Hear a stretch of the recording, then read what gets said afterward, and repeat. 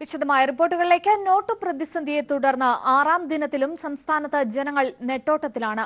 എടിഎമ്മുകളിൽ പണമില്ലാത്തതാണ് പ്രധാനമായും ജനങ്ങളെ. 100 രൂപയുടെ നോട്ടുകൾ ബാങ്കുകളിൽ എത്താത്തതും പ്രതിസന്ധി വർദ്ധിക്കാനിടയാക്കി. അസാധുവാക്കിയ നോട്ടുകൾ ഇന്നുകൂടി ട്രഷറിയിൽ സ്വീകരിച്ചു. നോട്ട് പ്രതിസന്ധി മൂലമുണ്ടായ അനിശ്ചിതാവസ്ഥ സംസ്ഥാനത്തും വലിയ പ്രത്യാഘാതമാണ് ഉണ്ടാക്കിയത്. അതാണ് 6ാം ദിനത്തിലും ജനങ്ങളുടെ നെട്ടോട്ടം വ്യക്തമാക്കുന്നത്.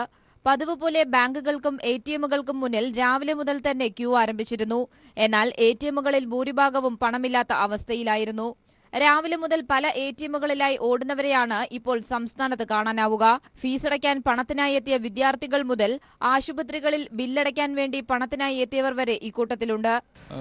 ഇതിപ്പോ 4ാമത്തെ എടിഎമ്മാണ്. ഇന്നലെയും വന്നു. 2-3 ദിവസമായിട്ട് ക്യാഷ് എടുക്കാൻ വേണ്ടി വരുന്ന, ഇതുവരെ കിട്ടിയിട്ടില്ല. കോളേജിൽ ഫീസ് അടയ്ക്കണം. ഫീസ് അടയ്ക്കാത്തതുകൊണ്ട് ഞങ്ങൾ ചിലപ്പോൾ ഇന്ന് പുറത്താക്കും. ഇതുവരെ ക്യാഷ് കിട്ടിയിട്ടില്ല. ഞങ്ങൾ കുറേ നേരം ഇവിടെ വന്ന് നിൽക്കാൻ തുടങ്ങിയിട്ട്. 10 മണിക്കെത്തി. ഞാൻ ഇന്ന് ലീവ് എടുത്താണ് നിൽക്കുന്നത്. എൻ്റെ വീട്ടുപണി നടക്കുന്നുണ്ട്, അതുകൊണ്ട് പൈസയ്ക്ക് അത്യാവശ്യം വന്നു. അതുകൊണ്ട് ബാങ്കുകളിലാകട്ടെ 500 രൂപയുടെ പുതിയ നോട്ട് എത്താത്തതും പ്രതിസന്ധി വർദ്ധിക്കാനിടയാക്കി. 500 രൂപയുടെ പുതിയ നോട്ടുകൾ നാളെയോടുകൂടി മാത്രമേ ബാങ്കുകളിൽ എത്തൂവെന്നാണ് ഇപ്പോൾ RBI അറിയിച്ചിട്ടുള്ളത്. സ്വകാര്യ ബാങ്കുകളിൽ അവിടുത്തെ അക്കൗണ്ട് ഇല്ലാത്തവർക്ക് പഴയ നോട്ടുകൾ മാറി നൽകാത്തത് ജനങ്ങളുടെ പ്രതിഷേധത്തിനിടയാക്കി. എന്നാൽ പെട്രോൾ പമ്പുകൾ, സർക്കാർ ആശുപത്രികൾ, റെയിൽവേ സ്റ്റേഷൻ, വിമാനത്താവളം, ശ്മശാനം, സർക്കാർ ഫാർമസികൾ എന്നിവിടങ്ങളിൽ പഴയ നോട്ടുകൾ സ്വീകരിക്കുന്നത് 24-ാം തീയതി വരെ നീട്ടിയത് ജനങ്ങൾക്ക് തെല്ലൊരാശ്വാസമായി. വ്യക്തികൾ, സ്ഥാപനങ്ങൾ, സർക്കാർ ഓഫീസുകൾ എന്നിവരിൽ നിന്നും അസാധുവാക്കിയ നോട്ടുകൾ ട്രഷറിയിൽ ഇന്നുകൂടി സ്വീകരിക്കും. വിവിധ ബ്യൂറോകൾക്കൊപ്പം ന്യൂസ് ബ്യൂറോ, തിരുവനന്തപുരം. കള്ളപ്പണം പുറത്തു കൊണ്ടുവരുവാൻ ആത്മാർത്ഥ നടപടികളില്ലെന്ന് CPIM general secretary Sitaram Yechury. December 30 വരെ അവശ്യ സേവനങ്ങൾക്ക് പഴയ നോട്ട് ഉപയോഗിക്കാൻ അനുവദിക്കണമെന്ന് CPIM ആവശ്യപ്പെട്ടു. കറൻസി പ്രതിസന്ധി സംബന്ധിച്ച് കേന്ദ്ര ധനമന്ത്രി അരുൺ ജെയ്റ്റ്ലിയുമായി മുഖ്യമന്ത്രി പിണറായി വിജയൻ കൂടിക്കാഴ്ച നടത്തി. ഉന്നയിച്ച പ്രശ്നങ്ങളിൽ തീരുമാനമായില്ലെന്ന് മുഖ്യമന്ത്രി പറഞ്ഞു. നോട്ട് അസാധുവാക്കിയ നടപടിയിൽ സംസ്ഥാനത്തിന്റെ ആശങ്കകൾ അറിയിക്കാനാണ് മുഖ്യമന്ത്രി പിണറായി വിജയനും ധനമന്ത്രി തോമസ് ഐസക്കും കേന്ദ്ര ധനമന്ത്രി അരുൺ ജെയ്റ്റ്ലിയെ കണ്ടത്. കറൻസി പ്രതിസന്ധി കാരണം ശബരിമല തീർത്ഥാടകർക്ക് ഉണ്ടാകാൻ പോകുന്ന ബുദ്ധിമുട്ടുകൾ കേന്ദ്രത്തെ ധരിപ്പിച്ചു. തീർത്ഥാടന പാതയിൽ നോട്ടുകൾ മാറി നൽകാൻ ബാങ്കുകളുടെ പ്രത്യേക കൗണ്ടറുകൾ തുറക്കാമെന്ന് അരുൺ ജെയ്റ്റ്ലി ഉറപ്പു നൽകി. സഹകരണ ബാങ്കുകളെ കൂടി ഉൾപ്പെടുത്തണമെന്ന കേരളത്തിന്റെ ആവശ്യവും പരിഗണിക്കുമെന്ന് ജെയ്റ്റ്ലി അറിയിച്ചതായി മുഖ്യമന്ത്രി പിണറായി വിജയൻ പറഞ്ഞു. തീർത്ഥാടകരെ സൗകര്യം പരിഗണിച്ചുകൊണ്ട് ബാങ്ക് കൗണ്ടറുകൾ ആരംഭിക്കുന്ന കാര്യം, കൂടുതൽ കൗണ്ടറുകൾ ആരംഭിക്കുന്ന കാര്യം ആലോചിക്കാമെന്ന് പറഞ്ഞു. അതിൽ പ്രൈമറി ബാങ്കുകളെ കൂടി ഉൾപ്പെടുത്തണം എന്ന് ഞങ്ങൾ ആവശ്യപ്പെട്ടു.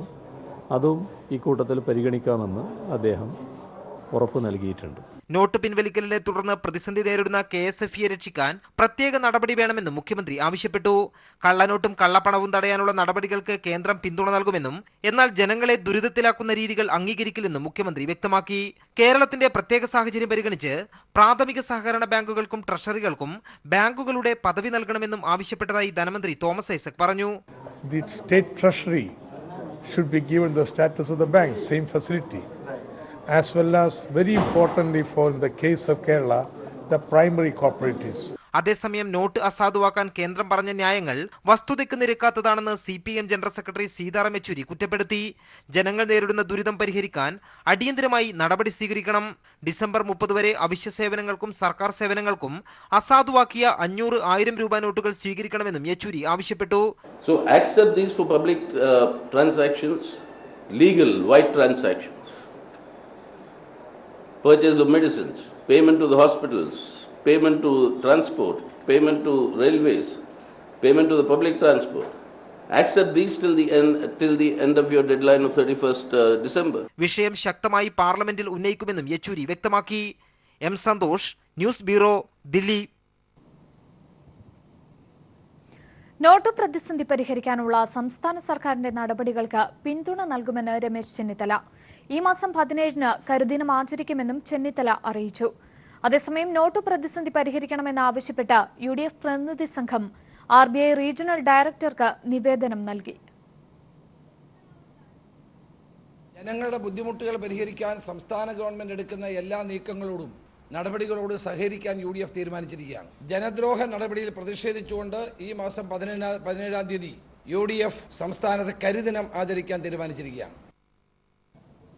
കറൻസി നിരോധനം ജനങ്ങളുടെ ബുദ്ധിമുട്ട് പരിഹരിക്കാൻ അടിയന്തര നടപടി സ്വീകരിക്കണമെന്ന് ആവശ്യപ്പെട്ട് ഈ മാസം 17-ന് CPIM സംസ്ഥാനത്ത് റിസർവ് ബാങ്ക് ഓഫീസിന് മുന്നിലേക്ക് മാർച്ച് നടത്തും. ബദൽ സംവിധാനം പൂർത്തീകരിക്കും വരെ പഴയ നോട്ടുകൾ തുടരണമെന്ന് CPIM ആവശ്യപ്പെട്ടു. കള്ളപ്പണം തടയുന്നതിന് ആരും എതിരല്ലെന്നും എന്നാൽ കള്ളപ്പണം തടയാൻ കേന്ദ്ര സർക്കാർ സ്വീകരിച്ച നടപടികളോട് യോജിക്കാനാവില്ലെന്നും CPIM സംസ്ഥാന സെക്രട്ടേറിയറ്റ് പ്രസ്താവനയിൽ പറഞ്ഞു. ATM പുനഃക്രമീകരണത്തിന് ദൌത്യസംഘം രൂപീകരിച്ചു. കറണ്ട് അക്കൌണ്ടുകളിൽ ഇടപാട് നടത്തുന്നതിനുള്ള പരിധി 50,000 ആക്കിയതായി ധനകാര്യ സെക്രട്ടറി അറിയിച്ചു. പുതിയ 2000ന്റെ നോട്ടുകൾ നാളെ മുതൽ ATMകളിൽ ലഭിക്കുമെന്നും മൈക്രോ ATMകൾ തുറക്കുമെന്നും ധനകാര്യ സെക്രട്ടറി ശശികാന്ത് ദാസ് അറിയിച്ചു. കറൻസി പ്രതിസന്ധിയും പ്രതിഷേധവും രൂക്ഷമായ സാഹചര്യത്തിൽ പൊതുജനങ്ങൾക്ക് ATMിൽ നിന്നും ബാങ്കുകളിൽ നിന്നും പണം ലഭ്യമാക്കാൻ നടപടികൾ ഊർജിതമാക്കുമെന്ന് ധനകാര്യ സെക്രട്ടറി അറിയിച്ചു. ആവശ്യത്തിനുള്ള പണം റിസർവ് ബാങ്കിന്റെ പക്കലുണ്ടെന്ന് പറഞ്ഞ ധനകാര്യ സെക്രട്ടറി പ്രശ്നം പരിഹരിക്കാൻ മൈക്രോ ATMകൾ തുറക്കുമെന്നും 2000 രൂപയുടെ നോട്ടുകൾ നാളെ മുതൽ ATMകളിലൂടെ ലഭിക്കുമെന്നും അറിയിച്ചു. The focus of the government is to activate all the channels whereby cash is given. Cash is dispensed to the members of the public. Large number of micro ATMs would be deployed throughout the country, and these micro ATMs will give cash. ജില്ലാ സഹകരണ ബാങ്കുകൾ വഴിയും നോട്ടുകൾ മാറ്റാൻ കഴിയുമെന്ന സർക്കാർ തീരുമാനം കേരളത്തിന് ആശ്വാസമായേക്കും. ATM സോഫ്റ്റ്വെയർ അടക്കമുള്ളവ ശരിയാക്കാൻ പ്രത്യേക ദൌത്യസംഘത്തെയും സർക്കാർ നിയമിക്കും. News bureau, Delhi. കേരള സംസ്ഥാന ഭാഗ്യക്കുറിയുടെ നാളെ മുതൽ 5 ദിവസത്തെ നറുക്കെടുപ്പ് മാറ്റിവെച്ചു. ഇവിടെ നറുക്കെടുപ്പ് ഈ മാസം 22 മുതൽ 26 വരെയായി നടക്കും. ദിവസം 1-ൽ കൂടുതൽ നറുക്കെടുപ്പ് പാടില്ലാത്ത സാഹചര്യത്തിലാണ് തീരുമാനം. ഇതേ തുടർന്ന് സാധാരണ രീതിയിൽ 26-ാം തീയതി വരെ നറുക്കെടുപ്പ് നടക്കേണ്ട ലോട്ടറികൾ റദ്ദാക്കി. ഇവ അച്ചടിക്കില്ല. ലോട്ടറി ഡയറക്ടർ KBPPSന് ഇത് സംബന്ധിച്ച് നിർദ്ദേശം നൽകി. ഏജന്റുമാരുടെ ആവശ്യത്തെ തുടർന്നാണ് തീരുമാനം. നോട്ടു പ്രതിസന്ധിയെ തുടർന്ന് ലോട്ടറി വിൽപ്പനയിൽ വലിയ കുറവുള്ളതായാണ് ഏജന്റുമാരുടെ പരാതി. വാർത്തകളിലേക്ക്. പാർലമെന്റ് സമ്മേളനത്തിന് മുന്നോടിയായുള്ള സർവകക്ഷി യോഗം അല്പസമയത്തിനകം ദില്ലിയിൽ ചേരും. അതിനിടെ കറൻസി പ്രതിസന്ധിയെ ചൊല്ലി NDAയിൽ ഭിന്നത രൂക്ഷമായി. വിവരങ്ങളുമായി സന്തോഷ് സർലിംഗ് ചേരുകയാണ് ഡൽഹിയിൽ നിന്നും. സന്തോഷ്, ഏറെ നിർണായകം. എന്തായാലും കറൻസി പ്രതിസന്ധി അതുതന്നെയാകും സർവകക്ഷി യോഗത്തിൽ പ്രധാന ചർച്ചയാവുക. അതിനിടെ NDAയിൽ തന്നെ ഭിന്നതയും ഉയർന്നിരിക്കുന്ന ഒരു സാഹചര്യം എങ്ങനെ നോക്കുന്നു? അഞ്ചു മറ്റന്നാൾ പാർലമെന്റ് ചേരുകയാണ്, ശീതകാല സമ്മേളനം ആരംഭിക്കുകയാണ്. ഇതിനു മുന്നോടിയായുള്ള പാർട്ടികളുടെ യോഗങ്ങളാണ് ഇപ്പോൾ പുരോഗമിക്കുന്നത്. അല്പസമയം മുമ്പ് NDAയുടെ യോഗം നടന്നിരുന്നു. NDA യോഗത്തിൽ കേന്ദ്ര സർക്കാരിന്റെ പണം നോട്ട് പിൻവലിക്കൽ നടപടിക്കെതിരെ ശിവസേനയും അകാലിദളും TDPയും രംഗത്തെത്തി. ഇരുവരും പൂർണ്ണമായും ഇതിനെ അംഗീകരിക്കാൻ തയ്യാറായില്ല. ഇക്കാര്യത്തിൽ നോട്ട് പിൻവലിക്കുന്ന കാര്യത്തിൽ പോലും വേണ്ടത്ര മുൻകരുതൽ എടുക്കാൻ കേന്ദ്ര സർക്കാരായില്ല എന്ന വിമർശനമാണ് അകാലിദളും ശിവസേനയും ഒരുക്കിയത്. ഇക്കാര്യത്തിൽ ജനങ്ങൾക്കുണ്ടാകുന്ന ബുദ്ധിമുട്ട് കാണാതിരിക്കാൻ കഴിയുകയില്ല. ജനങ്ങളുടെ ക്ഷമ പരീക്ഷിക്കുന്ന ഒരു നടപടിയായിപ്പോയി നോട്ട് പിൻവലിക്കൽ എന്നാണ് ഈ മൂന്ന് പാർട്ടികൾ വിമർശിച്ചത്. എന്നാൽ മറ്റു പാർട്ടികൾ ഇക്കാര്യത്തിൽ മൗനം പാലിക്കുകയും ചെയ്തു. അതിനുശേഷം BJP പാർലമെന്ററി പാർട്ടി യോഗം ചേർന്നു.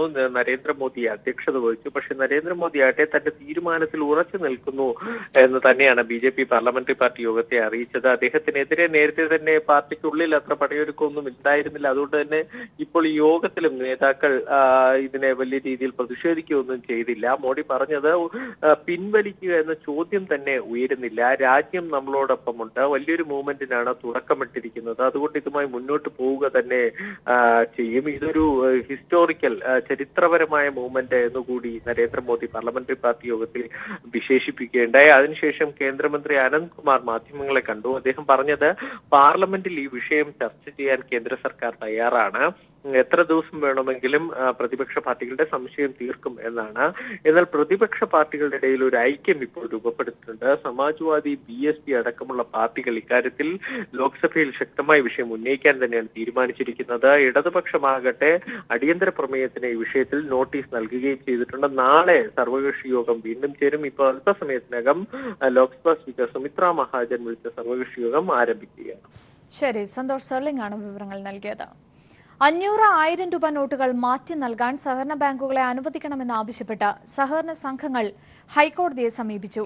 സഹകരണ ബാങ്കുകളെ ഒഴിവാക്കിയ റിസർവ് ബാങ്ക് നടപടി വിവേചനപരമെന്ന് ഹർജിയിൽ ചൂണ്ടിക്കാട്ടുന്നു. നിക്ഷേപകർക്ക് പണം നൽകാനാവാത്തതിനാൽ ബാങ്കുകളും നിക്ഷേപകരും പ്രതിസന്ധിയിലാണെന്നും ഹർജിയിലുണ്ട്. ഹർജി ഫയലിൽ സ്വീകരിച്ച കോടതി കേന്ദ്ര സർക്കാരിനോട് വിശദീകരണം തേടി. കല്ലേറ്റിങ്കര സർവീസ് സഹകരണ ബാങ്കാണ് ഈ ആവശ്യവുമായി ഹൈക്കോടതിയെ സമീപിച്ചത്. റിസർവ് ബാങ്കിന്റെ നടപടി വിവേചനപരമെന്ന് ഹർജിയിൽ ചൂണ്ടിക്കാട്ടിയിട്ടുണ്ട്. ബാങ്കിംഗ് റെഗുലേഷൻ നിയമമനുസരിച്ച് പ്രവർത്തിക്കുന്ന സ്ഥാപനങ്ങളാണ് സഹകരണ ബാങ്കുകൾ. ദേശസൽകൃത ബാങ്കുകളിൽ ഉള്ളതിനേക്കാൾ നിക്ഷേപം കേരളത്തിലെ സഹകരണ ബാങ്കുകളിലുണ്ട്.